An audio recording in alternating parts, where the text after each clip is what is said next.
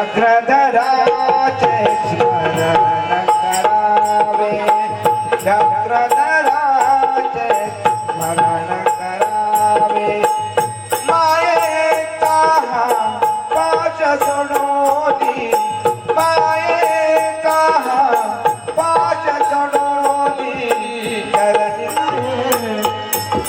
सारे कदमन गणाए हर पुनि सारे चक्रधराचे स्मरण करावे चक्रधराचे स्मरण करावे चक्रधराचे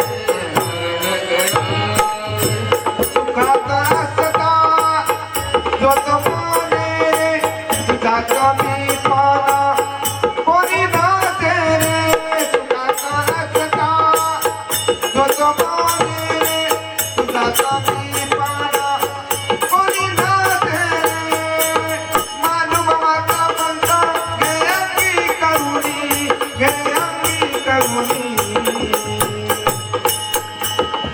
कानुनी सगळे मग कापतावे कानुनी सगळे मग कापतावे चरणी दया चाली नको भावे चरणी दया चाली नको भावे चरणी दया चाली नको भावे तन मन धन हे हर पुनि सारे तन मन धन हे हर पुनि सारे चक्रधराचे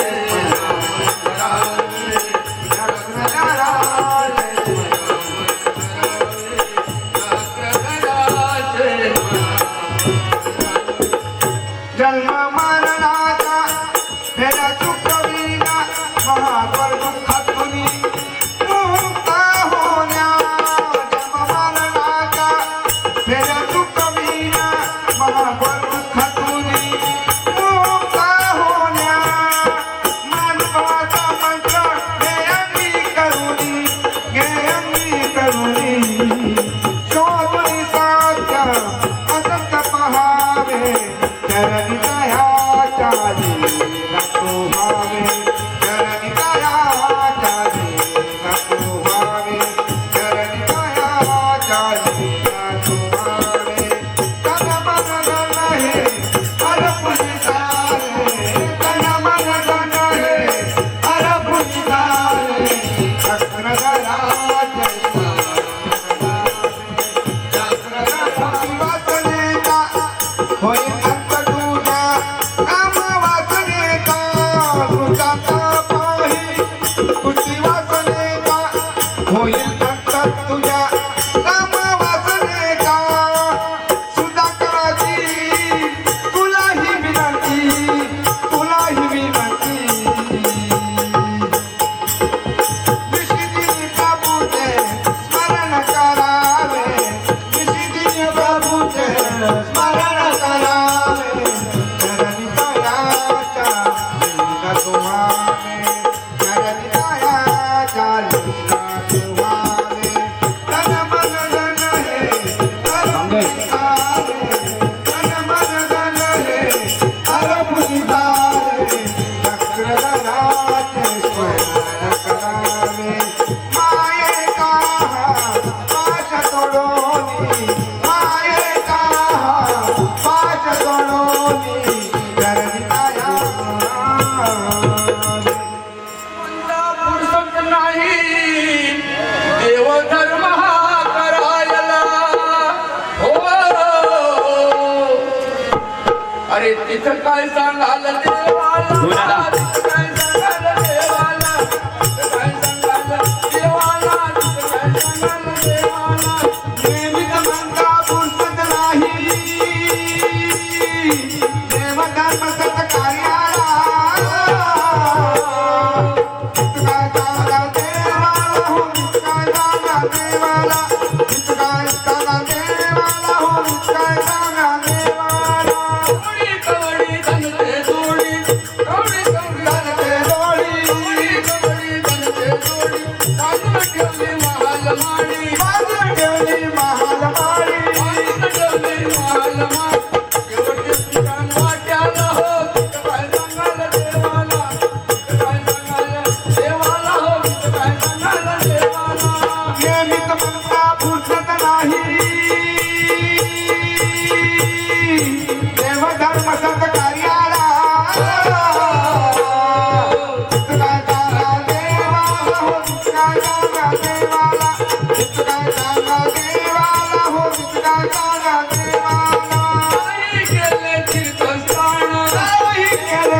तीर्थस्थान केले तीर्थस्थान नाही केले तीर्थस्थान नाही केले अन्नदान नाही केले अन्नदान नाही केले अन्नदान हे पुण्य काय सांगाल पटलाला हो काय सांगाल देवाला काय सांगाल देवाला हो काय सांगाल देवाला निमित्त सांगा देवाला काय सांगा देवाला हो काय सांगा देवाला काय सांगा देवाला आई केली मार्ग सेवा नाही केली मार्ग देवा आई केली मार्ग सेवा नाही केली मार्ग देवा आई वाद्यम दंडाला हो काय सांगाल देवाला काय सांगाल देवाला हो काय सांगाल देवाला हे विधवंता पुसत नाही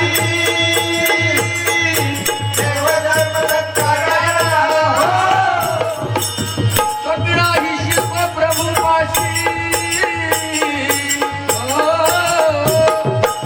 सगळा हिशोब प्रभू पाशी सगळा हिशोब प्रभू पाशी काही मला जवाब देसी काही मला जवाब दे असं प्रभू सांगे सर्वाला हो काय सांगाल देवाला काय सांगाल देवाला हो काय सांगाल देवाला विधवंता पुसत नाही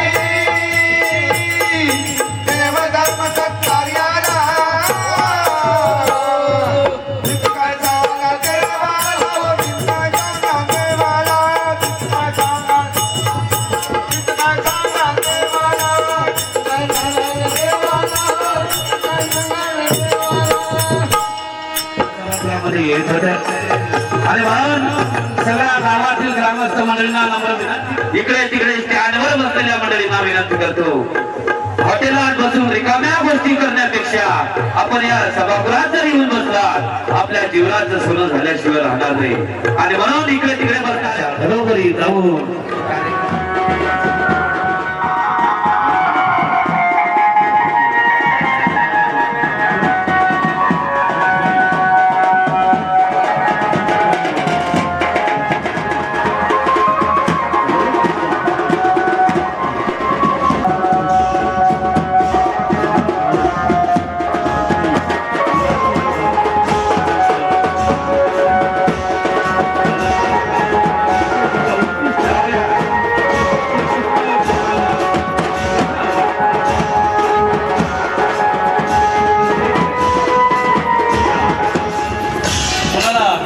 श्रीकृष्ण परमेश्वराला समजून घ्यायचं आहे. श्रीकृष्ण कुणाला कसा वाटला. मी बाबाला गिरीराज बाबा गिरीशराज बाबा शास्त्री वांबोरी हे महानुभावांचं एक ज्ञानपीठ, तिथे अनेक शिष्य या पंथामध्ये मिळून गेलेली आहेत. असं मामांचं हे वांबोरी. त्या वांबोरीमध्ये बाबांचं शिक्षण, बाबा जे पारंगत झाले आपल्या करकमलाने साक्षात तेजस्विता ओजस्विता, त्या तेजाला आमचा सहस्त्र गुण. आपण म्हणतो की तेल जळो आणि संकट टळो, आणि म्हणूनच आपण आपल्या घरामध्ये हत्ती नेहमी तेवट आपलं तेज पसरत असतो. त्या दीपाला बाबांच्या करकमलाने लगेच प्रज्वलित करण्यात आलेलं आहे. मी बाबांना विनंती करतो की मालुताई, आदरणीय मालुताई पांडव हातुर्ना यांना सुद्धा मी विनंती करतो की आपण सुद्धा या विचारपीठावर स्थानापन्न व्हायचं आहे. आपल्या प्रमुख उपस्थितीमध्ये हे तिसरं पुष्प आपल्याला या ठिकाणी गुंफायचं आहे. मी विनंती करतो आदरणीय मालुताई पांडव हातुर्ना आणि आदरणीय अलकाताई नरेशचंद्रजी ठाकरे हातुर्ना, तसेच सौ पोकळे मॅडम मुख्याध्यापिका सरस्वताबाई ठाकरे विद्यालय हातुर्ना यांना सुद्धा मी विनंती करतो की आपण सुद्धा या विचारपीठावर स्थानापन्न व्हायचं आहे. शब्दसुमनाने इथे स्वागत करूया. मी आमच्या चमूला विनंती करतो की बाबांचं शब्दसुमनाने स्वागत करावं.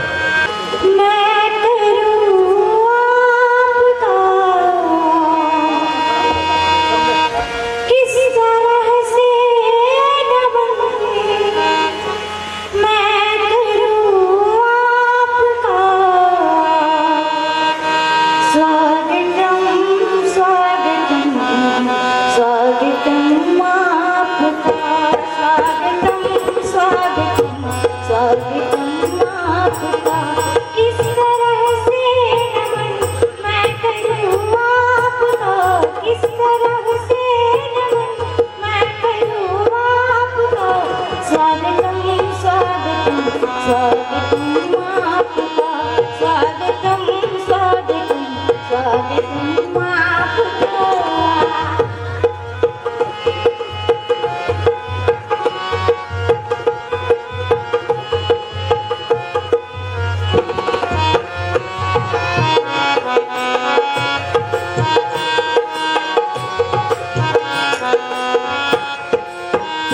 आप आए बड़ी उम्र है आपकी, सारे गरे मेरे सारे गरे मेरे सा। आप आए बड़ी उम्र है आपकी, आप आए बड़ी उम्र है आपकी, बस अभी नाम है आपका, बस अभी नाम है आपका। किस तरह से मैं करूँ आपको, किस तरह से मैं करूँ आपको। स्वागतम स्वागतम स्वागतम आपका, स्वागतम स्वागतम स्वागतम आपका।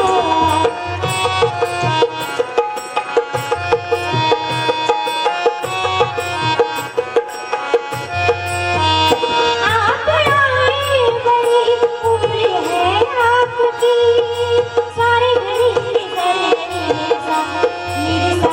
आप आए सुनहरी सुबह हो गई, आप आए बड़ी उम्र है आपकी, बहुत प्यारा लगा आपका, बहुत प्यारा आपका। इस तरह से मैं करूँ आपको। स्वागतम स्वागतम आपका, स्वागतम स्वागतम आपका। इस तरह से मैं करूँ आपको, इस तरह से मैं करूँ आपको।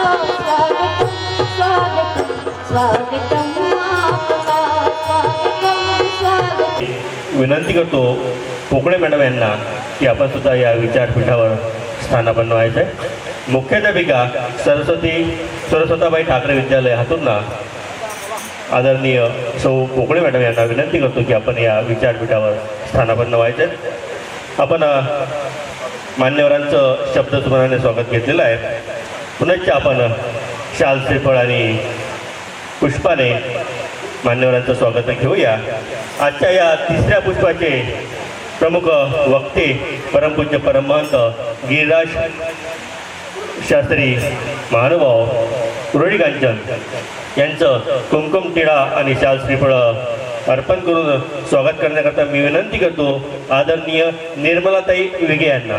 निर्मलाताई विगे यांनी आपल्या शुभ हस्ते आजच्या या तिसऱ्या पुष्पाचे प्रमुख व्याख्याते व अध्यक्ष आदरणीय पूजनीय गिरीराज दादा शास्त्री उरळी कांचन यांचं आपल्या शुभ हस्ते कुमकुम टिळा आणि शाल श्रीफळ देऊन स्वागत करायचं आहे. स्थान नाही परंतु माहितीसाठी आपल्याला सांगतो की चक्रपाणी महाराजांचं पुणेवासी एक मास निवास सुद्धा आपल्याला ऐकायला मिळते. सध्या हयात पुणे जिल्ह्यामध्ये स्थान नसलं तरी चक्रपाणी प्रभूंचं एक महिना वास्तव्य पुणे या ठिकाणी होतं. काळाच्या ओघामध्ये ते स्थान आपल्याकडे उपलब्ध नाही असतं तर कदाचित आपल्याला ते सुद्धा वंदनाकरता उपलब्ध राहिलं असतं. अशा या पुणे जिल्ह्यातील उरळी कांचन या ठिकाणील बाबा खास आपल्या प्रेमापोटी आपल्या या हातुर्णा गावामध्ये आलेले आहेत. बाबांचं आपण शाल श्रीफळ देऊन स्वागत केलेलं आहे. बाबांनी ते स्वीकारलं आहे. धन्यवाद बाबा. त्यानंतर आजच्या या तिसऱ्या पुष्पाचे प्रमुख उपस्थितीमध्ये ज्यांच्या हा पुष्प गुंफल्या जातं अशा आदरणीय अलकाताई नरेशचंद्रजी ठाकरे यांच्या स्वागताकरता मी विनंती करतो की संध्याताई खर्डे यांनी आपल्या शुभ हस्ते आजच्या या तिसऱ्या पुष्पांचे प्रमुख उपस्थिती ज्यांच्या उपस्थितीमध्ये ह्या पुष्प गुंफल्या जात आहे अशा आदरणीय अलकाताई नरेशचंद्रजी ठाकरे यांचं कुमकुम टिळा आणि शाल श्रीफळ देऊन स्वागत करायचं आहे. आदरणीय संध्याताई खर्डे आपण आपल्या शुभ हस्ते अलकाताईंचं कुमकुम टिळा पुष्पहार शाल आणि श्रीफळ समर्पित करून स्वागत. आदरणीय नरेशचंद्रजी ठाकरे यांच्या अलकाताई या गृहिणी आहेत, ज्यांचं मोलाचं सहकार्य आपल्याला या व्याख्यानमालेमध्ये लाभत आहे. अशा अलकाताईंचं स्वागत आदरणीय संध्याताई खडे यांच्या शुभ हस्ते येथे होते.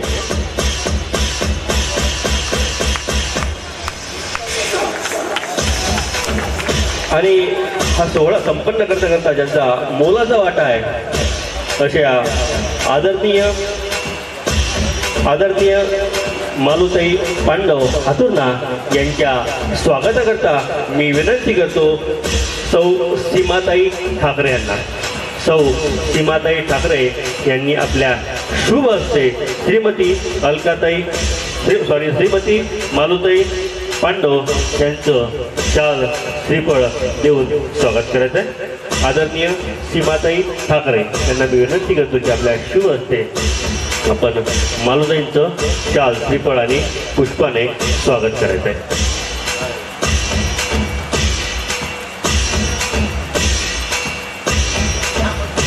स्वागताचा सोहळा येथे संपन्न होत आहे. आजचं आपलं हे तिसरं पुष्प ज्यांच्या प्रमुख उपस्थितीमध्ये इथे संपन्न होत आहे अशा अलकाताई नरेशचंद्रजी ठाकरे आणि मालुताई पांडव यांचं इथे शाल श्रीफळ कुमकुम टिळा यांनी स्वागत होते. अतिथी देवोभव आलेल्या पाहुण्यांचं मान्यवरांचं स्वागत करणे हे आपलं कर्तव्य असतं आणि आपल्या समाजाचा हे भाग आहे तो तिथे संपन्न होत आहे.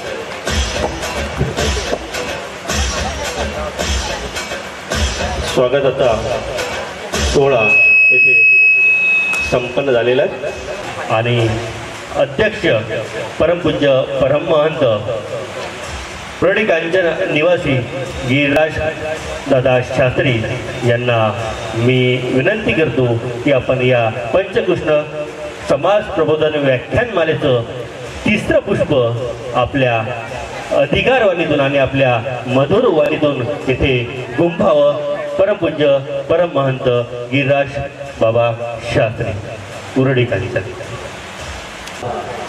श्रीकृष्ण असा अवतार ज्याला या देशातील सर्वच मानणारी मंडळी आपल्याला दिसून येतात, परंतु प्रत्येकाला श्रीकृष्ण हा कुणाला कसा वाटला.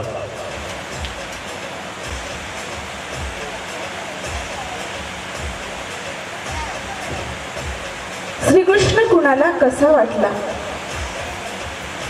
पंचकृष्ण समाज प्रबोधन व्याख्यानमालेचं आज तिसरं पुष्प आणि हे पुष्प गुंफणार आहे परमपूज्य परमहंत श्री गिरीराज शास्त्री महानुभाव बांबोरी उरळी कांचन पुणे या ठिकाणाहून बाबांचं आगमन झालेलं आहे.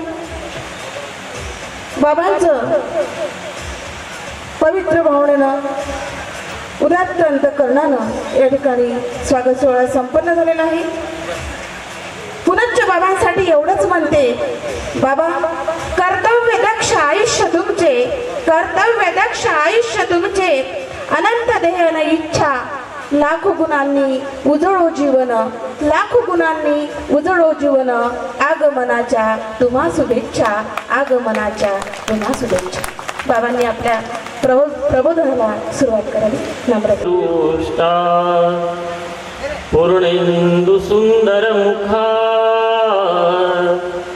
अरविंद नेत्रा कृष्णात् परं किमपि तत्त्वमहं न जाने,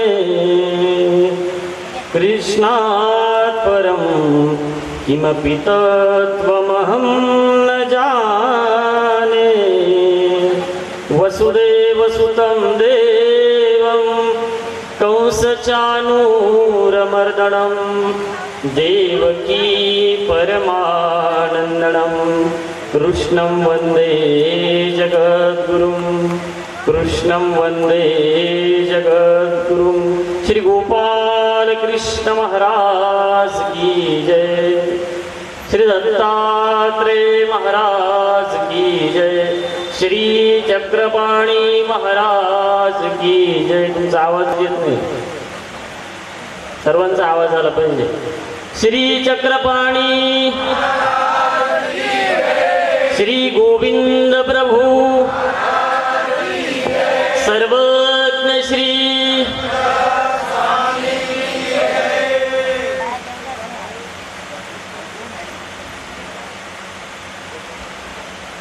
हातुर्णा या गावामध्ये तब्बल 9 वर्षापासून होत असलेली ही व्याख्यानमाला. या व्याख्यानमालेमध्ये 3 सत्र असतात, सकाळ, दुपार आणि संध्याकाळ. आणि या व्याख्यानमालेचे प्रमुख आयोजक परमपूजनीय परमादरणीय प्रातस्मरणीय वैराग्यमूर्ती आदरणीय श्रद्धेय विनयमुनी बाबाजी. त्यानंतर त्यांना या कार्यासाठी साथ देणारे सर्व उपदेशी बांधव तथा सर्व वासनिक आणि पंथीय आणि पंथीयेतर सर्व समाज. या काल सुरू झालेल्या व्याख्यानमालेत आजचा हा दुसरा दिवस आणि दुसऱ्या दिवसाचं हे पहिलं सत्र आहे.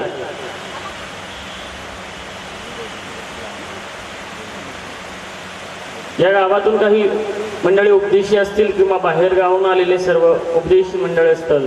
त्यानंतर माझ्या समोर काही तपस्विनी माता भगिनी बसलेले आहेत, काही साधू संत बसलेले.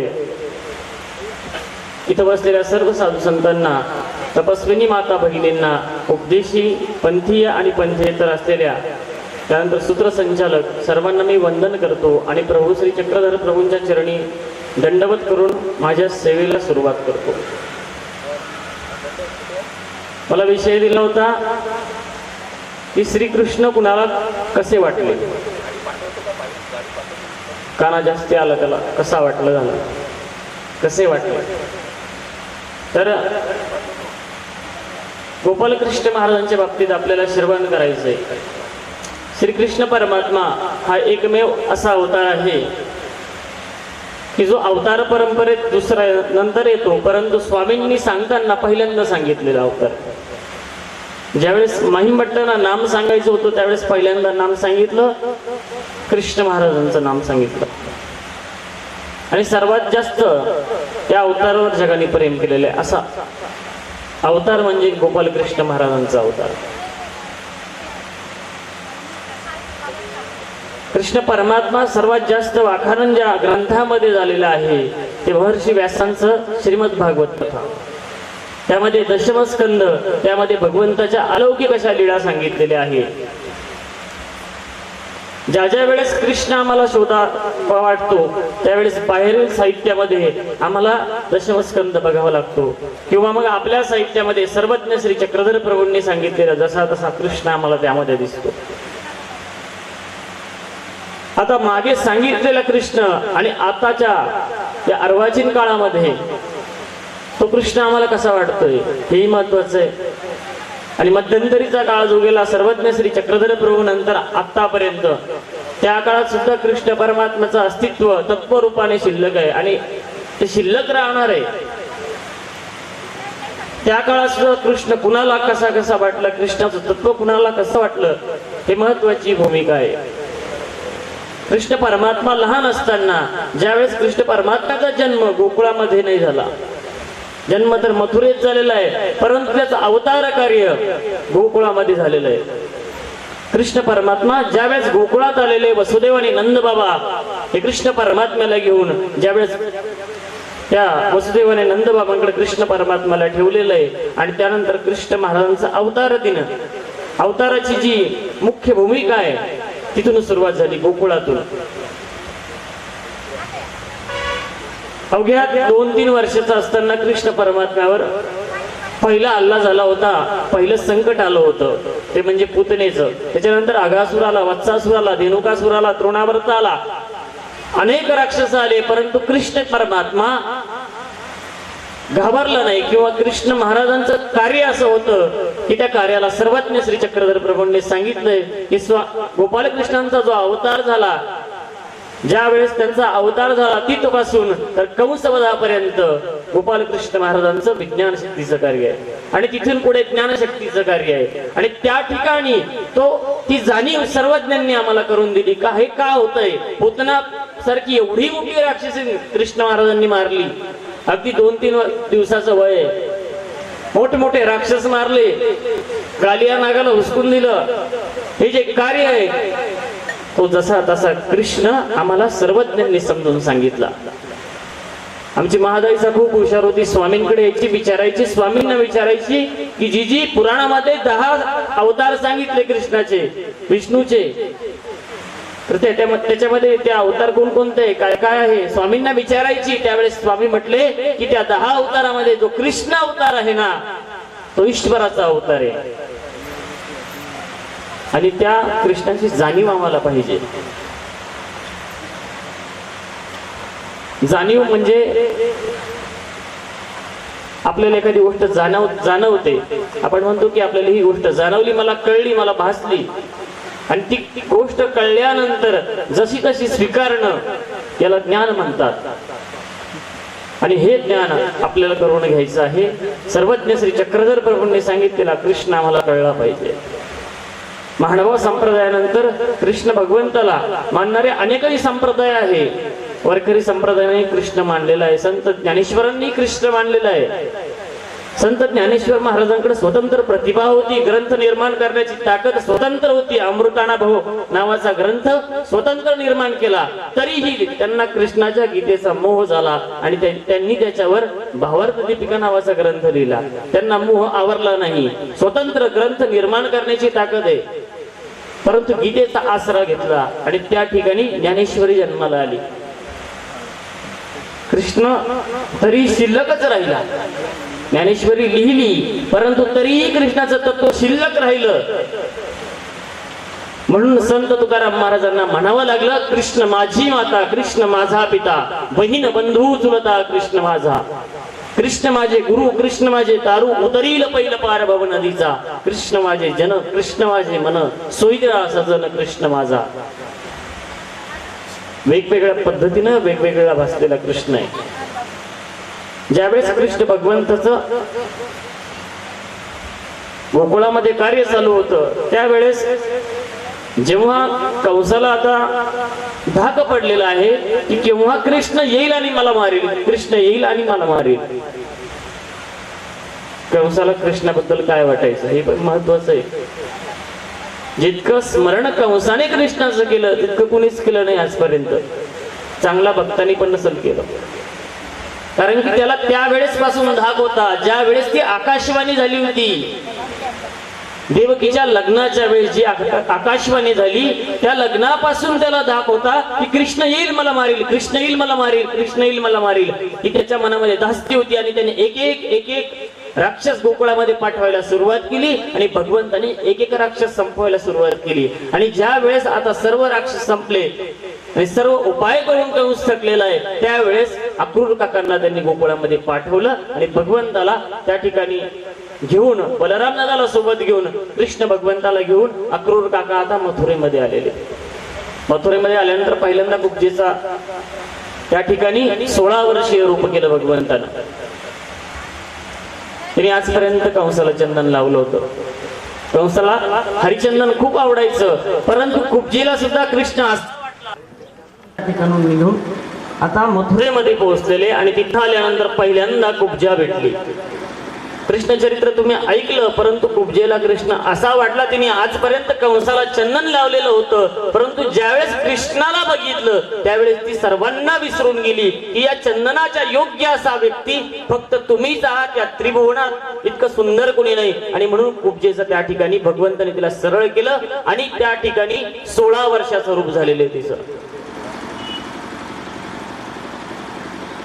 देव माणसांना नाही कळलं, पण देव प्राण्यांना कळतो कधी कधी. माणसाला नाही कळत देव कधी कधी. एक मनुष्य होता, तो अमरावतीच्या रेल्वे स्टेशनवर गेला. तिथं गेल्यानंतर आपली पत्नी सोबत होती, पत्नीला सोडवायचं होतं. 1 महिन्याकरता ती चालली होती माहेरी. त्याला दुःख झालं होतं मनामध्ये काय होईल, 1 महिनाभर हातानेच कपडे धुवावं लागतील आपल्याला, स्वयंपाक आपल्यालाच बनवावं लागेल. अस्व आलं, रडायला लागला आणि गाडी आली, गाडीमध्ये बसवून दिलं आणि तिथं बाकावर बसला, बेंचवर बसला आणि त्याच्या शेजारी एक माणूस बसलेला होता, तो पण रडत होता.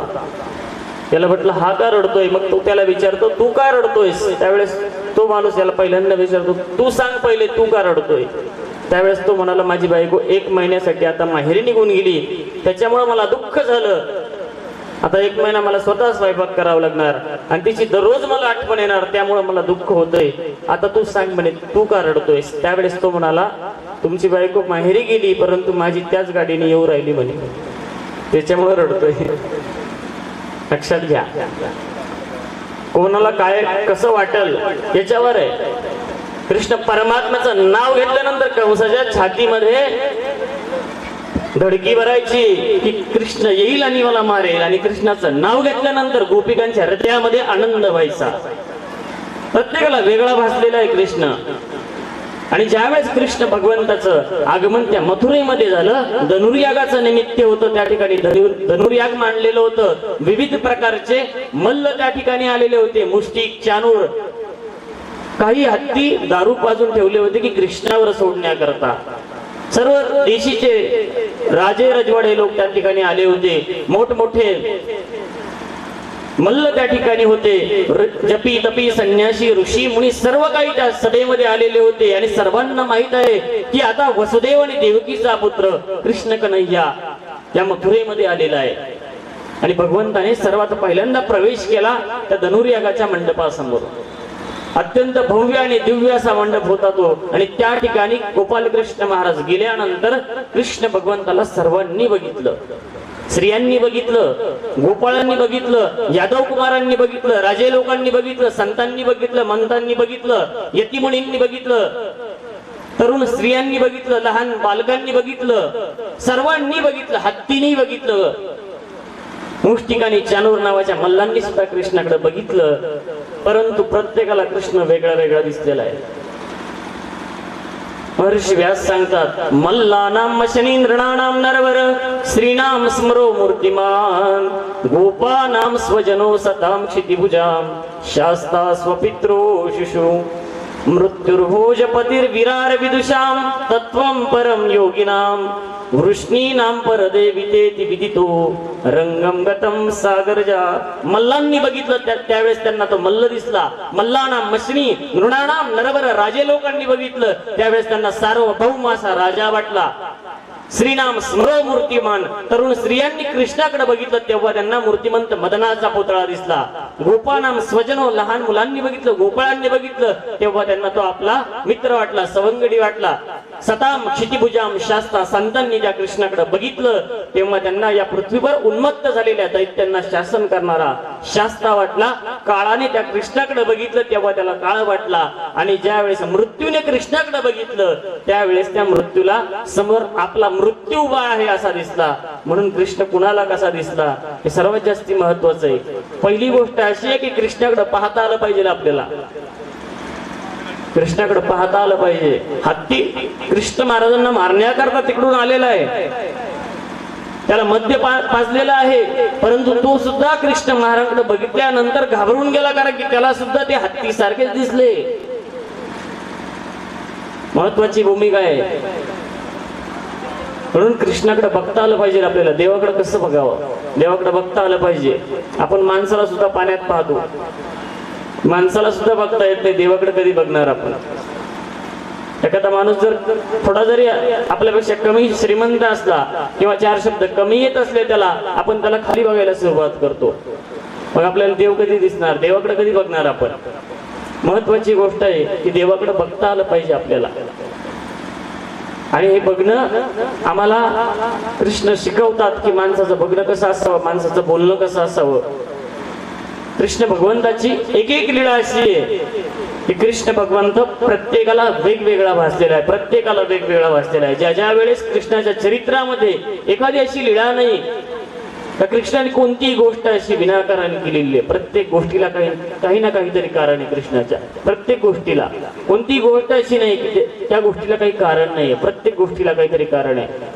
कारण की तो संपूर्ण जगालाच कारण आहे, म्हणून त्याच्या प्रत्येक गोष्टीमध्ये काही ना काहीतरी कारण दडलेलं आहे. कोयम कथमिदम नित्यम को वै जातस्य कारणम. या जगाचं सर्व काही त्याच्याकडे आहे. उत्पत्ती, स्थिती आणि लय सर्व काही त्याच्यामध्ये. त्यामुळे तो कोणतीच गोष्ट विनाकारण करत नाही. आणि दुसरी गोष्ट, त्या गोष्टीकडे बघण्याची दृष्टी आम्हाला प्राप्त झाली पाहिजे. एकदा एका गावामध्ये दोघं मित्र राहत होते. आता ते संध्याकाळी बाजारला गेल्यानंतर तिकडून येत होते. येता काही पैसे उरल्यानंतर या उरलेल्या पैशाचं काय करावं. आमच्या महिला मंडळ जर असल्या तर घरात लागणारी एखादी वस्तू घेऊन येतात, पण खर्च नाही करत ते. मग त्यांनी विचार केला की याचं काय करू आपण, मद्यपान करू थोडस. आता खेड्यातले लोक काय करतात, मद्यपान वगैरे केले. थोडा वेळ झाला आणि नेमकी थंडीचे दिवस होते, हिवाळ्याचे दिवस होते. हिवाळ्याच्या दिवसामध्ये अंधार लवकर पडतो आणि येता येता त्याच्या एका मित्राला तहान लागली. तहान लागल्यानंतर त्यांनी विहीर शोधायला सुरुवात केली. विहीर सापडली आणि विहीर सापडल्यानंतर एकाने त्याच्यात डोकावून बघितलं तर आकाशातला चंद्र त्यांना त्या विहिरीत दिसला. आणि मग त्याचा मित्र म्हणे, अरे चंद्र पाण्यात पडला ना, आकाशातला दिसला. आता आकाशातला चंद्र त्यांना दिसल्यानंतर दुसरा म्हणे, आपण बादली आणि दोर आणू, त्यानंतर या चंद्राला बाहेर काढू. त्यांनी बादली सोडली, दोर सोडला. आता पाणी हल्लं की चंद्राचं प्रतिबिंब हलायचं. पाणी हल्लं की चंद्राचं प्रतिबिंब हलायचं. अर्धा तास झाला, 1 तास झाला. एक जण दुसऱ्याला म्हणतो, अरे चंद्र खूप चपळ आहे, आपल्या लेकरांपेक्षा पण चंद्र चपळ आहे, तो लवकर हातात येणार नाही. आणि 1.5 तास झाल्यानंतर एका निर्णायक क्षणाला ती बादली विहिरीमध्ये अशी कपार असते. तुम्हाला माहिती आहे का, विहिरीमध्ये कपार असते, असं खड्डा असतं किंवा दगडामध्ये खाच असते. आणि त्या खाचेमध्ये ती बादली अडकली आणि अडकल्यानंतर त्याच्यामध्ये प्रतिबिंब पडलं. आता अडकल्यामुळे ते दोर होता तो जड झाला, खूप जड झाला. आणि त्यांना वाटलं आता चंद्र आलेला आहे, कारण की जड लागतंय काहीतरी, आणि चंद्र खूप जड आहे. आणि त्यांनी जोरात झटका मारला. 1 2 3 बादली तुटून गेली, दोर तुटून गेला. आणि ते असे वरती आकाशाकडे बघायला लागले आणि वरती पडले. त्यावेळेस त्यांना आकाशात चंद्र दिसला. आणि मग त्यातलं एक जण म्हणे, कसं आहे आपलं काम, एका झटक्यात वरती पाठवलं. लक्षात आलं, याला अज्ञान म्हणतात. मग ज्ञान काय आहे, यश्चंद्रमसि यच्चाग्नो तत्तेजो विद्धिमामकम. या भूतलावर जो चंद्र आहे आणि जो सूर्य आहे, आता दिवसा पिवळा लाईट असतो आणि रात्रीचा पांढरा असतो. रात्री पांढरा असतो म्हणजे चंद्र असतो, आणि दिवसा पिवळा असतो म्हणजे सूर्य असतो. हे जे दोन्ही लाईट आहे ना, त्यांच्या ठिकाणी जे तेज आहे ना, ते माझ्यामुळे हे ज्ञान आहे. आणि ज्यांना वाटलं ते अज्ञान आहे. ज्याला बघता आलं त्याला दिसतं, ज्याला बघताच आलं नाही त्याला काहीच दिसत नाही. म्हणून कृष्णाकडे बघता आलं पाहिजे आपल्याला. प्रत्येक गोष्टीकडे कृष्ण बघायचं शिकवतो. आणि दुसरी महत्वाची गोष्ट, ज्यावेळेस कृष्ण भगवंताला लहानपणानंतर ज्यावेळेस कंसाचा वध केला आणि त्यानंतर कृष्ण भगवंत विज्ञान शक्तीचं कार्य भगवंताचं बंद झालं त्या ठिकाणी, आणि त्या ठिकाणी ज्ञानशक्तीचं कार्य सुरू झालं. आणि ज्यावेळेस कृष्ण भगवंत आता भगवंताला ज्यावेळेस वसुदेव आणि देवकीला मुक्त केलं आणि त्यांना मुक्त केल्यानंतर उग्रसेनाला राज्यावर बसवलं. आणि त्यानंतर भगवंत आता सांदीपनी ऋषींच्या आश्रमात आलेले आहेत. महर्षी व्यास आम्हाला सांगतात की 3 वर्षभर कृष्ण भगवंत महर्षी सांदीपनी ऋषींच्या आश्रमात राहिले. अंकपाद नावाचा त्यांचा आश्रम होता अवंती नगरीमध्ये. त्या ठिकाणी 3 वर्ष ते राहिले. आणि तोच प्रश्न आमची महादाईचा सर्वज्ञांना विचारते, जी श्रीकृष्ण चक्रवर्तींनी सांदीपनी ऋषींच्या इथे विद्याध्ययन केलं असं आम्ही ऐकलेलं आहे, परंतु ते कसं केलं. त्यावेळेस स्वामी सांगतात, बाई एक विद्या 1 दिवसात अभ्यासली. 14 विद्या 14 दिवसात अभ्यासल्या. परंतु महर्षी व्यासांचं मत आहे की त्या ठिकाणी 3 वर्ष गोपाल कृष्ण महाराज राहिले. हे मतांचे फरकही आपल्या लक्षात आले पाहिजे. लक्षात घ्या, आपल्याला माहिती पाहिजे किती दिवस अभ्यास केला देवाने. वास्तविक तो जगद्गुरु आहे, परमात्मा आहे, त्याला अभ्यास करण्याची काहीच गरज नाही. परंतु तुमच्या आमच्यासाठी ती गुरु परंपरा सांगण्यासाठी कृष्ण भगवंतांनी स्वतः गुरु केले, स्वतः गुरु झाले आणि त्यानंतर जगाला शिकवलेलं आहे. म्हणून जगाला आदर्श देणारा असा अवतार आहे तो कृष्ण भगवंताचा अवतार आहे. कृष्ण भगवंत एक आदर्श शिष्य आहे की गुरुची समुद्रात बुडालेला जो पुत्र होता तो आणून देण्याकरता भगवंताने स्वर्ग, मृत्यू आणि पाताळ तिन्ही शोधून पाहिले आणि आपल्या गुरुचं जी गुरुदक्षिणा होती ती त्या गुरुकडे आणून दिली. एक आदर्श शिष्य आहे कृष्ण महाराज. लक्षात घ्या, शिष्य कसं असावं तर कृष्णासारखं असावं, गुरु कसं असावं तरी कृष्णासारखंच असावं. खूप गरमी सुरू झाली का? एका ठिकाणी असा कार्यक्रम सुरू होता, सुंदर कार्यक्रम सुरू होता आणि त्या ठिकाणी महाराज खूप चांगलं सांगत होते आणि महाराज फेटा वगैरे बांधलेला होता, व्यवस्थित चाललं होतं, त्या ठिकाणी चांगलं प्रवचन चाललं होतं आणि समोर एक महिला बसलेली होती. महाराजांनी अतिशय सुंदर सुंदर प्रमाणात दृष्टांत कथा वगैरे सांगायला सुरुवात केली. आता अर्धा तास झाला, अर्धा तास झाल्यानंतर महाराजांनी भक्तीपर व्याख्यान सुरू केलं आणि त्या महिलेच्या डोळ्यामधून अश्रू व्हायला लागले. बाबांना वाटलं त्या की इतकं सुंदर प्रवचन चाललंय, देवाचं गुणगान चाललंय, ईश्वराचं चिंतन चाललंय आणि एवढ्या चिंतनामध्ये ही समोरची एकमेव अशी महिला आहे की तिच्या डोळ्यामधून अश्रू येत आहेत. किती तल्लीन झाली ईश्वराच्या भजनामध्ये, इतकं प्रेम. मी इतकी गावं फिरली परंतु कुठेच पाहिलं नाही. 1 तास होतो, 1.5 तास होतो, 2 तास होतो, 2 तासभर त्या महिलेच्या डोळ्यामधून अश्रू येतात. संपूर्ण कार्यक्रम संपल्यानंतर बाबा त्या महिलेजवळ जातात आणि त्यानंतर तिला विचारतात, अहो 2 तासभर तुम्ही रडत होतात, 2 तासभर तुम्ही रडत होतात, तुमच्यासारखं प्रेम नीरेचं सुद्धा नाही, तुमच्यासारखं प्रेम राधेचं सुद्धा नाही, तुमच्यासारखं प्रेम कुणाचंच नाही. मला रडू नाही आलं पण तुम्हाला रडू आलं. इतकी भक्ती तुमच्यामध्ये कुठून निर्माण झाली? त्यावेळेस ती महिला म्हणते, बाबा तसं काही नाही, 8 दिवस झाले माझा एक बोकड मेला, त्याची दाढी तुमच्या दाढीसारखी होती. माणसाला कळलं पाहिजे नेमकी वक्ता आणि श्रोता यांच्यामधलं जे अंतर आहे ना ते कमी झालं पाहिजे. कृष्ण भगवंत आहे, कृष्ण भगवंताचा अवतार हा अमर्याद पुरुषोत्तम आहे, त्याला कोणतीच मर्यादा नाही. बायका केल्या 16,108. प्रभू रामचंद्रांना मर्यादा पुरुषोत्तम म्हणतात. एक वचनी, एक वाणी, एक पत्नी. आणि कृष्ण भगवंताला कोणतीच मर्यादा नाही. मी बऱ्याच ठिकाणी सांगत असतो की ज्या ठिकाणी युद्ध करायचं, जी जागा युद्धाची, तुमच्या घरामध्ये किचन आहे, बाथरूम आहे, त्यानंतर समोरचा हॉल असतो, बेडरूम असतं, प्रत्येक ठिकाणी समजा तुम्ही तुमच्या घरी पाहुणे आले तर तुम्ही किचन मध्ये घेऊन जाता का? नाही, हॉलमध्ये बसवता. लक्षात घ्या, त्या ठिकाणी ती मर्यादा आहे. हा धर्ममंडप आहे, हा सभामंडप, या ठिकाणी ईश्वराचं चिंतन करावं, मनन करावं, ही इथली मर्यादा आहे. तसं भगवंताचं अमर्यादतेचं पहिलं लक्षण आहे. कोणतीच मर्यादा ठेवली नाही. ज्या ठिकाणी युद्धाची परिस्थिती त्या ठिकाणी शस्त्र चालणार आहे, त्या ठिकाणी शास्त्र सांगितलं भगवंतानं. आणि म्हणून हा कृष्ण आम्हाला दिसला पाहिजे की तो अमर्याद आहे, तो कृष्ण आम्हाला बघता आला पाहिजे. ज्या ज्या वेळेस कृष्णाच्या अशा लीळा आपल्याला ऐकायला भेटतात त्यावेळेस त्या कृष्णाच्या लीळांमधून आपल्याला तो खरा कृष्ण सापडला पाहिजे. नाहीतर आपल्याला तमाशातच कृष्ण भेटत की सा तस्मिन परम प्रेम स्वरूपा सा भक्ती, जिचं स्वरूप प्रेमरूप आहे तिचं नाव भक्ती आहे.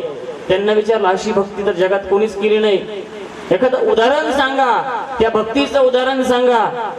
त्यावेळेस त्यांनी सांगितलं की यथा व्रज गोपिका नाम, ज्याप्रमाणे त्या व्रजातल्या गोपिकांनी भक्ती केली तशी भक्ती कृष्णाची कुणीच केली नाही आजपर्यंत. तुम्ही म्हणशाल प्रमाण काय? ज्यावेळेस गोपाल कृष्ण महाराजांनी कंसाचा वध केला त्यावेळेस सोबत उद्धव होता आणि उद्धवाला भगवंतांनी प्रेम दिलं आणि प्रेम दिल्यानंतर उद्धवाला सांगितलं तू आता एकदा जा गोकुळात जाऊन ये आणि त्या गोपींचं सांत्वन करून एकदा, त्या माझ्या विरहात रडत असतील, पडत असतील, त्यांचं सांत्वन करू नये. उद्धवाने कृष्णासारखेच कपडे घातले आणि उद्धवजी त्या गोकुळामध्ये गेले गोपिकांचं सांत्वन करायला. आता तिथं सांत्वन करायला गेल्यानंतर गोपींनी कृष्णासारखा दिसणारा उद्धव बघितला. त्यांना वाटलं कृष्ण आला, कृष्ण आला. सर्व गोपी आनंदाने नाचू लागल्या. काही गोपी झाडाला आलिंगन देत होत्या, झाडांना विचारत होत्या की आमचा कृष्ण कुठे गेला. काही पानांना विचारत होत्या. त्या गोकुळातील त्या गोपींची विरह अवस्था बघितली. काही गोपी कृष्णासारखे कपडे घालून कृष्णासारख्या ज्या बाळ लीला कृष्णाने केल्या, चेंडू फळी असेल, गाई राखणे असेल, अशा लीळा त्या स्वतः जसं आपण सेट करतो तसा सेट मध्ये त्या नाचत होत्या, कृष्णासारख्या खेळत होत्या, काला करत होत्या. हे बघितल्यानंतर उद्धवजींची बुद्धी भ्रमित झाली. त्यांना असं वाटत होतं मी कृष्णावर खूप प्रेम करतो, खूप प्रेम करतो. परंतु ती विरह अवस्था बघितल्यानंतर उद्धवानी त्या गोपींच्या पायाची माती घेतली आणि आपल्या कपाळाला लावली. आमचं शास्त्र सांगतं की उद्धव हा चाळकलिकेचा प्रेमिया भक्त आहे. चार कलिका त्या प्रेमिया भक्ताने त्या गोपिकांची माती आपल्या कपाळाला लावली. याचा अर्थ त्या गोपींचा अधिकार किती असेल लक्षात घ्या. गोपिकांची पायधूळ त्या उद्धवाने आपल्या कपाळाला लावली. याचा अर्थ लक्षात घ्या, कृष्णाने उगच नाही पाठवलं त्याला गोकुळामध्ये की जा गोपिकांचं सांत्वन करू नये. कृष्ण भगवंतानी याच्या पाठीमाग उद्धवलाही कळून गेलं की गोपींचं प्रेम किती आहे आणि म्हणून त्यांची भक्ती वेगळी आहे. म्हणून प्रेम भगवंत करायचं ते करता आलं पाहिजे. माणसावर तर कुणी प्रेम करतं, परंतु देवाला प्रेम करता आलं पाहिजे. तुमच्या अमरावती नगरीमध्ये त्याला पूर्वीचं नाव आहे कौंडिन्यपूर, आणि इथं तो भीष्मक राजा होता. त्याची जी कन्या होती रुक्मिणी देवी, तिने ज्या वेळेस त्या राजसभेमध्ये किन्नर नावाचा एक पंखधर मनुष्य आला होता. त्याला पंख होते. वेदघोष नावाचे एक ऋषी होते आणि ते ऋषी एक दिवस तपश्चर्या करीत असताना रंभा नावाची स्वर्गातली अप्सरा आली आणि त्यांना मी प्रेमाची मागणी केली. आणि त्या वेदघोष नावाच्या ऋषींनी त्या रंभेची मागणी धुडकावून लावली आणि रंभेने त्यांना शाप दिला की तुम्ही पंखधर ऋषी होता, तुम्ही पंखधर ऋषी होशाल. आणि त्यावेळेस ते वेदघोष नावाचे ऋषी किन्नर म्हणून त्या भीष्मकाच्या दरबारामध्ये आले. सोबत कल्याणकीर्ती नावाचा एक भाट आहे. आणि त्या दोघांनी राजा भीष्मकाला चिंता पडलेली आहे की आता रुक्मिणीचं लग्न करायचंय, परंतु या संपूर्ण आर्यावर्तामध्ये असा एखादा राजकुमार आहे का की त्याच्याशी मी लग्न करू शकेल त्या माझ्या मुलीचं, तो तिच्या लायक असेल, तिच्या योग्य असेल, तिच्या वयाला, गुणाला, रूपाला शोभणारा असेल. आणि त्यावेळेस कल्याणकीर्ती नावाचा भाट त्या ठिकाणी आला आणि त्याने एकेकाचं वर्णन सुरू केलं. पहिल्यांदा राजा भीष्मकाचं वर्णन सुरू केलं आणि कल्याणकीर्तीने मनामध्ये जाणलं की राजाला आपल्या मुली करता वर शोधायचा आहे. आणि मग त्यांनी सांगितलं की हा किन्नर नावाचा जो भाट आहे तो अतिशय सुंदर स्तुती करतो. त्याला सर्व देशोदेशींचे राजे माहित आहे, राजकुमार माहित आहे, तिथली परिस्थिती माहित आहे, त्यांनी केलेले पराक्रम माहित आहे. आणि मग भीष्मक राजा किन्नराला स्तुती करायला सांगतो. आणि किन्नर त्यावेळेस पूर्वेकडील राजांची स्तुती सुरू करतो, पश्चिमेकडील राजांची स्तुती सुरू करतो, उत्तरेकडील राजांची स्तुती सुरू करतो. एकेका राजाची स्तुती सांगितल्यानंतर प्रत्येक राजाचे गुण आणि दोष सांगायला सुरुवात करतो. हा राजा चांगला आहे, परंतु त्याला दारू प्यायची सवय. भीष्मक म्हणे जाऊ द्या, पुढचं सांगा. अशा एकेकाची स्तुती करत करत करत संपूर्ण आर्यावर्ताची स्तुती केल्यानंतर शेवटी तो म्हणतो की आता मी गोपाल कृष्ण महाराजांची स्तुती सुरू करतो. द्वारकाधीशाची मी तुम्हाला गोष्ट सांगतो. राजा भीष्मका तो कृष्ण असा आहे की त्यांनी लहानपणी पुतना नावाची राक्षसीन मारली होती आणि एका हातावर नव्हे तर एका करांगळीवर गोवर्धन पर्वत उचलला होता. असा तो कृष्ण आहे ज्यांनी 12 वर्षाचा असताना आपल्या दृष्ट अशा कंस नावाच्या मामाला मारलं होतं आणि तिथला अधर्म नष्ट केला. 12 वर्षाचा असतानाच तो राजा झाला असता, परंतु त्याने उग्रसेनाला राज्य देऊन टाकलं. इतका तो निस्वार्थी आहे. माणसात नाही तर प्राण्यात सुद्धा वैर त्याला आवडत नाही. आणि अशी स्तुती केल्यानंतर भीष्मकाची कन्या रुक्मिणी कृष्णावर अनुरक्त झाली. कृष्णाला तर पाहिलेलंच नाही अजून. न पाहता कृष्णावर प्रेम करणारी पहिली महिला म्हणजे रुक्मिणी देवी. न पाहता कृष्णाला बघितलेच नाही अजून, फक्त स्तुतीच ऐकली किन्नराकडून.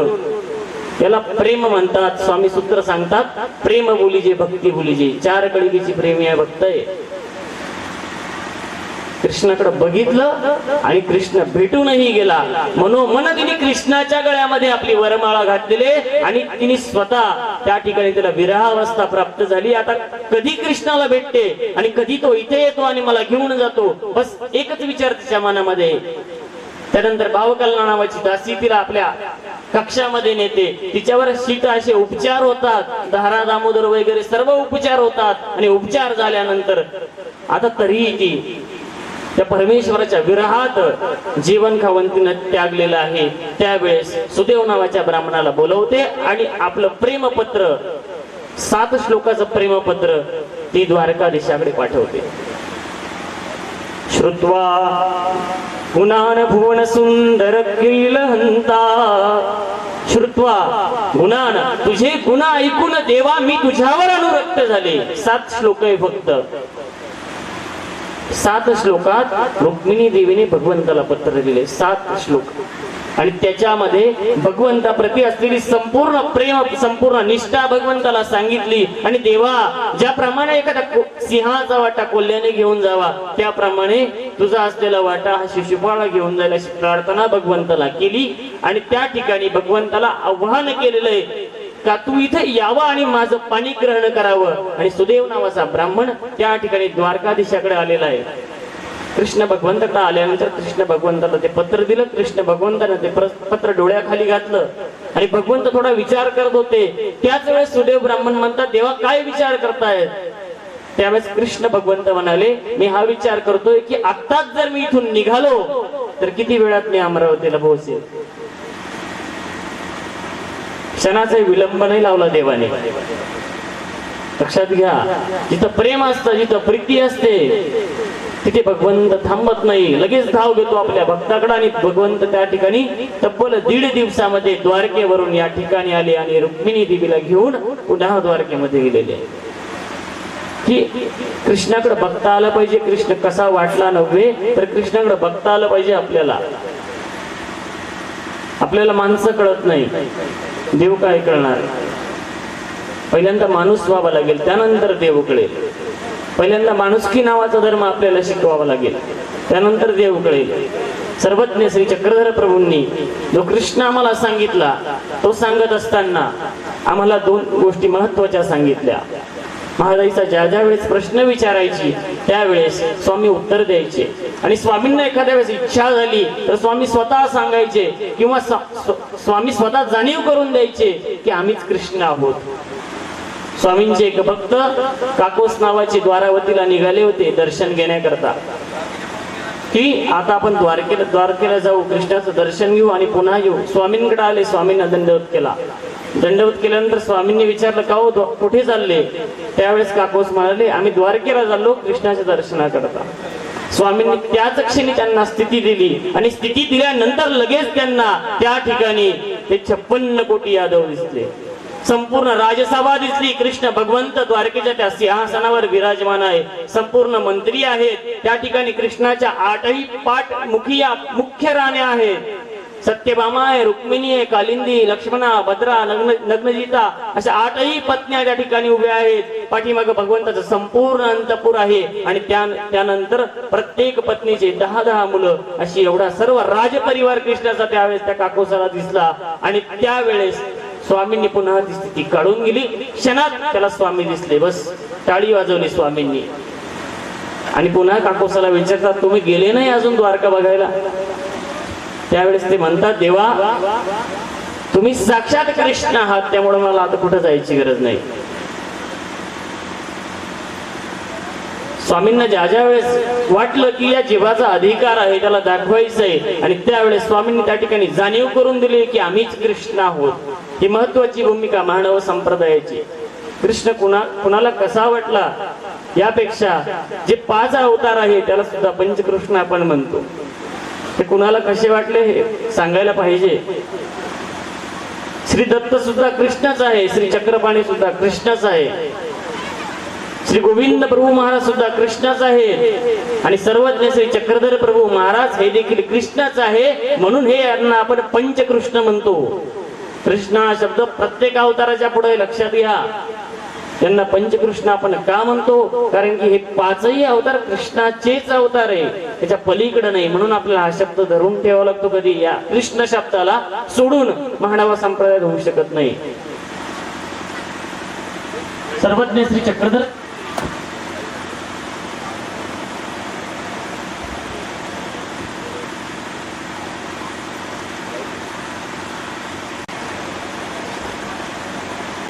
कृष्ण भगवंत कधी कुणाला माता वाटले तर कधी कुणाला पिता वाटले, कधी कुणाला भाऊ वाटले तर कधी कुणाला आई वाटले. व्यास महर्षींनी तो श्लोक लिहिलेला होता की त्वमेव माता च पिता त्वमेव, त्वमेव बंधूच सखा त्वमेव, त्वमेव विद्याच द्रविणम त्वमेव आणि त्वमेव सर्वम मम देव देव. कृष्ण भगवंत हा मित्र देखील आहे. कुणाचा मित्र आहे माहितीये? कृष्ण गरीब असणाऱ्या सुदामा नावाच्या ब्राह्मणाचा मित्र आहे. तुमचा आमचा मित्र होऊ शकतो, पण मित्रासाठी खूप मोठं समर्पण करावं लागतं. ज्यावेळेस सांदीपनी ऋषींच्या आश्रमामध्ये कृष्ण भगवंत शिकायला होते आणि त्या ठिकाणी विद्याध्ययन करताना त्यांना एक गरीब ब्राह्मण भेटला, शांत परंतु सुस्वभावी असलेला, कुणाची थट्टा मस्करी न करणारा, आपला अभ्यासाने आपण असा राहणारा. त्याचं नाव होतं सुदामा. एक दिवस भगवंत आणि सुदामा दोघेही जण वनामध्ये गेले लाकडं आणण्याकरता. आता तिकडं गेल्यानंतर तिकडे झाडाला एक फळ लागलेलं होतं, दोघांनाही भूक लागली होती आणि ते फळ खाली पडल्यानंतर कृष्ण भगवंताने उचललं आणि उचलल्यानंतर त्याच्या 4 फोडी केल्या. 4 फोडी केल्यानंतर सुदामाने पहिली फोड मागितली. देवा म्हणे मला खूप भूक लागली, मला ते फळ खायचंय. भगवंताने 4 फोडी केलं, त्यातली फोड सुदामाला देऊन टाकली. ती फोड खाऊन घेतली सुदाम्यानं, एकाच घासामध्ये खाऊन घेतली आणि पुन्हा दुसरी फोड मागितली. देवा मला ते पण फळ द्या अजून. कृष्ण भगवंताने दुसरी फोड दिली. त्याच्यानंतर पुन्हा तिसरी फोड मागितली, तिसरी फोड सुदाम्याने खाऊन घेतली. त्याच्यानंतर भगवंताने विचार केला, अख्खं खाऊन घेतलं तर मी काय खाऊ? कसा सुदामा आहे हा? सुदामाने म्हटलं, देवा मला ती पण फोड द्या राहिलेली, मला खूप भूक लागली. कृष्ण भगवंताने विचार केला, नक्कीच फळ खूप चविष्ट असलं पाहिजे, गोड असलं पाहिजे. कृष्ण भगवंताने त्या फोडीचा थोडासा तुकडा बाजूला काढला आणि बाजूला असा हात केला आणि ती पण फोड त्याला देऊन टाकली. सुदामाने ती पटक्यात खाऊन घेतली आणि पुन्हा म्हणाला, याच्यासारखं फळ मी आजपर्यंत खाल्लं नाही कृष्णा, खरंच तू खूप महान आहे, मला संपूर्ण फळ खाऊ घातलं. आणि कृष्ण भगवंताने विचार केला की आता नक्की हे फळ कसं असं, मला यांनी दिलं नाही तर मी खाऊन पाहतो. कृष्ण भगवंताने बाजूला तोंड केलं आणि त्या फळाची छोटा तुकडा होता तो तोंडामध्ये घातला आणि तोंडामध्ये घातल्यानंतर कृष्ण भगवंताला मळमळलं, उलटी व्हायला सारखं झालं. इतकं कडू ते फळ होतं, परंतु सुदामाने काही न बोलता ते फळ खाऊन घेतलं. कारण की माझ्या कृष्णाच्या तोंडाला कडू लागायला नको, बस एकच त्याची भावना होती. आणि त्याच क्षणापासून कृष्ण भगवंत आणि सुदामा दोघे मित्र झाले. कृष्ण भगवंताला कडू फळ खाऊ नये म्हणून ते स्वतः खाऊन घेणारा मित्र तो म्हणजे सुदामा आहे. लक्षात घ्या, तुम्ही कथा ऐकली असेल, ही नवीन ऐकली असेल जरा. आणि ज्या वेळेस तो द्वारकेचा राजा झाला, सुशीला नावाची पत्नी आहे सुदाम ब्राह्मणाची आणि सुशीला नावाची पत्नी, 2-3 मुलं आहे सुदामेच्या घरी. आणि सुदामा नावाचा ब्राह्मण आता अयच नावाचं व्रत करत असतो. अयच म्हणजे 5च घरी भिक्षा मागणे आणि त्याच्यावरच आपला उदरनिर्वाह करणे, त्याच्या पलीकडे काही मागणे नाही आणि कुठल्याही प्रलोभनांना बळी न पडणे असं त्याचं व्रत होतं. वेद संपन्न असा ब्राह्मण होता, परंतु त्याच्या नशिबामध्ये दारिद्र्य लिहिलेलं होतं. 18 विश्व दारिद्र्य त्याच्या घरामध्ये होतं. 5 घरी भिक्षा मागायचं, त्याच्यामध्ये जे येईल ते खायचा, त्याच्यामध्येच मुलांचं पोट भरायचं, त्याच्यामध्येच पत्नीचं पोट भरायचं, असा दिनक्रम चालू होता. आता जोपर्यंत सर्वांचं पोट भरायचं तोपर्यंत ठीक होतं. काही दिवसांनी दुष्काळ पडला आणि दुष्काळ पडल्यानंतर मुलांना पुरेल एवढीच भिक्षा यायला लागली, स्वतःचंही पोट नव्हतं भरत. आता एखादी आई स्वतः उपाशी राहून मुलांना खाऊ घालू शकते, परंतु ज्यावेळेस मुलांचं पोट भरत नाही असं बघितल्यानंतर सुशीला नावाची पत्नी सुदामाला सांगते की अहो, तुमचा जो मित्र आहे ना तो द्वारकेचा राजा झालाय, त्याच्याकडे एकदा जाऊन या, त्या कृष्णाकडे एकदा जाऊन या तुम्ही. तो कृष्ण नक्की काहीतरी करेल, त्याच्याकडे एकदा तुम्ही भेटून या, तो तुम्हाला रिकाम्या हाताने कधीच पाठवणार नाही. त्यावेळेस सुद्धा म्हणतो, नाही, मी कृष्णाकडे पैशासाठी कधीच जाणार नाही, कारण की तो माझा मित्र आहे आणि मित्र हा पैशापेक्षाही मोठा असतो, मी त्याच्याकडे कधीच जाणार नाही. एक दिवस मुलं उपाशी राहतात, दुसरा दिवस उजाडतो, दुसऱ्या दिवशी सुद्धा सुशीला नावाची पत्नी म्हणते, अहो तुम्ही एकदा द्वारकेला जाऊन या. सुदामा विचार करतो, सुशीला कधीच इतका आग्रह करत नाही, आज आग्रह करते म्हणजे नक्की मला देवाने बोलवले. आणि सुदाम नावाचा ब्राह्मण 5 घरी भिक्षा करतो. आलेले 5 घरचे 5 रंगाचे पोहे आपल्या जोडीमध्ये बांधतो आणि बांधून आता त्या भिक्षेमध्ये तो आणि त्याची पत्नी आणि त्याचे मुलं सर्वजण भोजन करायचे. पण त्या दिवशी सुदामा नावाचा ब्राह्मण ते पोहे घेऊन देवाच्या गावाला निघलेला आहे, भगवंताच्या गावाला. मुला घरी उपाशी आहे, पत्नी उपाशी, पण त्यांना टाकून तो ते पोहे घेतले, ती भिक्षा घेतली आणि कृष्णाकडे निघालेला आहे द्वारकेला. आणि तिकडे जाताना जे दुःख त्याला झालं, ज्या वेदना त्याला झाला, त्याला देव आठवतोय, कृष्ण आठवतोय, परंतु तो असा आठवतोय की देवा तुझी आणि माझी मैत्री त्या काळात होती, परंतु आता तर तू द्वारकेचा राजा झाला आहेस आणि तुझी द्वारका तर संपूर्ण सोन्याची आहे. माझ्या अंगावर, माझ्या पायात तर चपला सुद्धा नाही चामड्याच्या. तुम्हाला ओळखशील का, मला ओळख देशील का? त्यावेळेस कृष्ण भगवंताच्या त्या द्वारकेचे कळस त्याला दिसतात आणि तो त्या ठिकाणी नमस्कार करतो आणि द्वारपालाकडे गेल्यानंतर द्वारपालाला सांगतो की तुमचा मित्र कृष्ण भगवंताचा मी मित्र आहे आणि माझं नाव सुदामा आहे. कृष्ण भगवंताला ही बातमी, एक द्वारपाल जातो आणि कृष्ण भगवंताला बातमी सांगतो की देवा पोरबंदर या ठिकाणाहून तुमचा एक मित्र आलेला आहे आणि त्याचं नाव सुदामा आहे. सुदामा म्हटल्यानंतर कृष्ण भगवंत धावत आपल्या आसनावरून खाली उडी घेतात आणि पळत पळत पळत त्या द्वाराजवळ येतात आणि सुदामाला कडकडून मिठी मारतात आणि आपल्या जवळ घेतात. स्वतः सर्व राण्या बघतायत, 8ही राण्या बघतायत की नेमके हा काय प्रकार चालू आहे, हा बनंग ब्राह्मण कोण आलेला आहे. त्यावेळेस कृष्ण महाराज सांगतात की हा माझा बालपणीचा मित्र सुदामा आहे. कृष्ण भगवंत कोणाला विसरत नाही, फक्त त्याच्याकडे बघता आलं पाहिजे आपल्याला. आणि ज्यावेळेस त्याला आसनावर बसवतात कृष्ण महाराज त्याचं पाद्य पूजन करतात. पाय वगैरे धुतल्यानंतर कृष्ण महाराज त्या ठिकाणी आपल्या 8ही राण्यांना सांगतात की या ठिकाणी या आपल्याला त्या सुदाम्याचं पूजन करायचंय. सुदाम नावाचे श्रेष्ठ असे ब्राह्मण लहानपणापासून माझे मित्र आहे. आणि त्यावेळेस कृष्ण भगवंत त्यांचं पूजन करताना गंधाक्षराचं ताट आणतात. तुम्ही गंधाक्षरा वापरतात, गंधाक्षरा का करतात त्याच्या पाठीमागचं कारणही इथं सांगून देतो. ज्यावेळेस कृष्ण भगवंत त्याच्या कपाळाकडे बघतात की आता गंध लावायचा आहे, गंध कपाळालाच लावतात, गंध कपाळालाच लावतात, दुसरीकडे कुठं लावत नाही. महत्वाची गोष्ट आहे. कपाळाला का लावतात त्याचंही कारण सांगतो की ज्यावेळेस सुदाम्याचं कपाळ बघतात त्यावेळेस कपाळ बघितल्यानंतर कृष्ण भगवंतांना 3 अक्षर दिसतात. श्री क्षय, श्री म्हणजे लक्ष्मी, श्री म्हणजे ऐश्वर्य, श्री म्हणजे संपत्ती, ती त्याच्या कपाळातच नव्हती.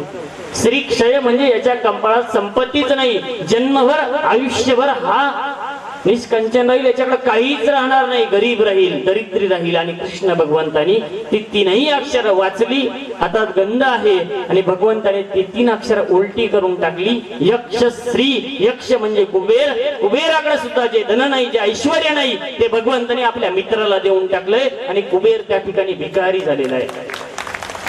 महत्वाची गोष्ट आहे. म्हणून कपाळालाच गंध लावला कृष्ण भगवंतानं. कपाळ बदललं नाही, ताकद कृष्णात आहे, त्याच्याकडे बघता आलं, ते सुदाम्याला बघता आलं. मित्र म्हणून बघितलं ना, मित्रासारखीच रेष बदलून टाकली. अगदी सहज, कोणताही भगवंताने सांगितलं त्या ठिकाणी सांगितलं नाही सुदाम्याने की मला माझ्या घरी हे नाही ते नाही, काहीच सांगितलं नाही, तरी भगवंताने ते कार्य केलेलं आहे. कारण की भावाला सांगावं लागत नाही, त्याला ते आपोआप कळतं. म्हणून कृष्ण हा बंधू सुद्धा आहे, कृष्ण हा माता सुद्धा आहे. दुसऱ्या ठिकाणी एका ठिकाणी भगवंतानी बंधुत्वाचं नातं निभावलेलं आहे. ते म्हणजे ज्या वेळेस द्रौपदीचं वस्त्रहरण होतं त्या ठिकाणी भगवंतानी वस्त्र पुरवलेलं आहे. इथे बंधुत्वाचं नातं आहे. त्या ठिकाणी द्रौपदीला तो आपला भाऊ वाटलेला आहे. आणि ज्या वेळेस राजसूय यज्ञाच्या वेळेस भगवंताला अग्रपूजेचा मान द्यायचा आहे. द्रोणाचार्य आहे, कृपाचार्य आहे, सर्व वेदवक्ते ब्राह्मण आहे. शुकदेवजी आहे, त्यांचे पिता महर्षी व्यास आहे. श्री दत्तात्रय प्रभूंचे बंधू महर्षी दुर्वास मुनी आहे. त्यानंतर मैत्रेय ऋषी आहे. अनेक प्रकारचे ऋषी तिथे आहे.